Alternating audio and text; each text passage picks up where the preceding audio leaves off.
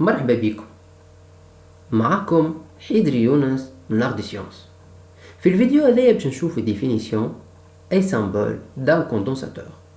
سيرتو بارتي الاولانية نحب نفهم الفينومين شنو هو الكوندونساتور، اللي برشا منكم يعرف شنو هو الكوندونساتور مي ما يعرفش اسمه.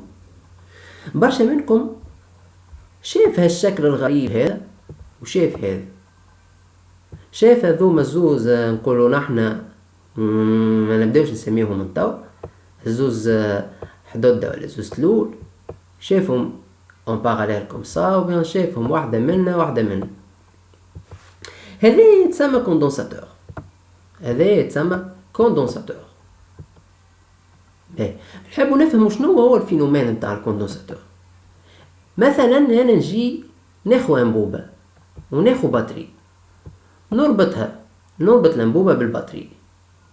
الانبوبة دونك باش تشحن، مي نحط كوندونساتور دو تيل سورت نعمل كونتاكت électrique لهنا se fait sur chacune des armatures.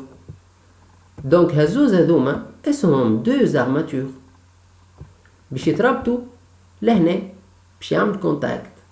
ومن بعد نجي انا لهنا نحي الباتري نلاحظ اللي الانبوبة تقعد تشحن pour quelques secondes. انا حطيت ديكزامبل 10 سكوند، ينجم تكون 5 4 3 اكسيتيرا، ما يهمش، حاجتنا باش نفهمو الفينومين. من بعد الانبوبة تطفى. دونك من لهنا نلاحظوا اللي الرول دو كوندونساتور هو دوره يقوم بحماية الجهاز متاعك في حالة شنية؟ في حالة حدوث اي انقطاع في التيار الكهربائي، خاطر هذا تتسمى هذا تيار كهربائي. قد صار انقطاع تيار كهربائي قاعد يخدم الكوندونساتور، قاعد تخدم الانبوبة كل شيء وبعد تفات. يعني يقوم بحماية جهازك في حالة حدوث انقطاع صغير في التيار الكهربائي، خاطر اذا كان يرجع، كان لاحظوا نرجعوا البطارية قبل 10 ثواني راه الانبوبة تقعد تشحن. دونك يقوم بحماية جهازك في حالة حدوث انقطاع صغير في التيار الكهربائي. يعني هو بمثابة شنية؟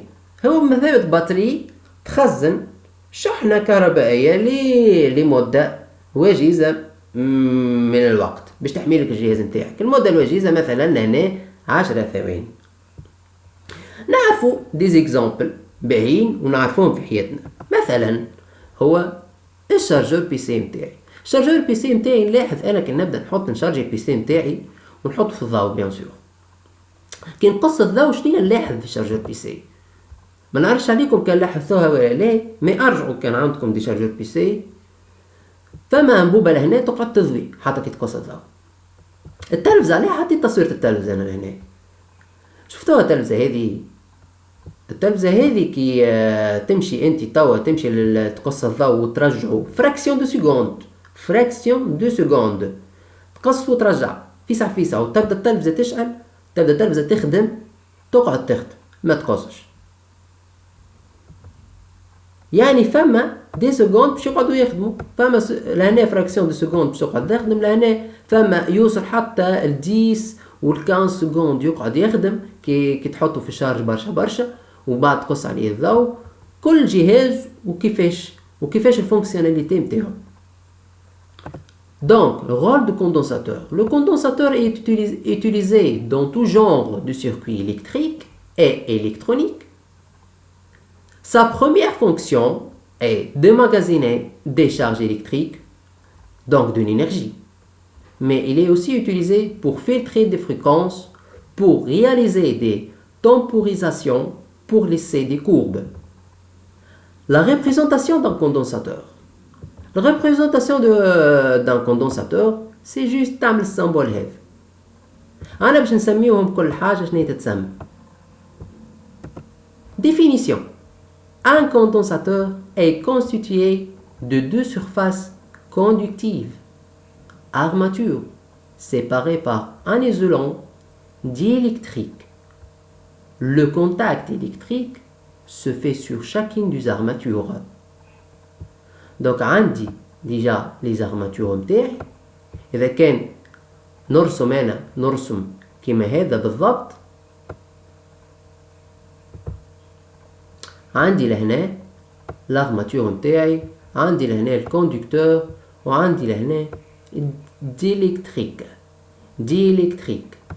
شنو معناتها diélectrique? Diélectrique, qu'est-ce que signifie? Diélectrique signifie que le matériau se polarise lorsqu'il est en contact avec un champ électrique.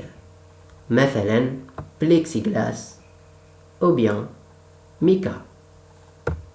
Merci pour votre attention. Inch'Allah في الفيديو الجاي باش نحكيو على charge et décharge d'un condensateur. Salam alaikum.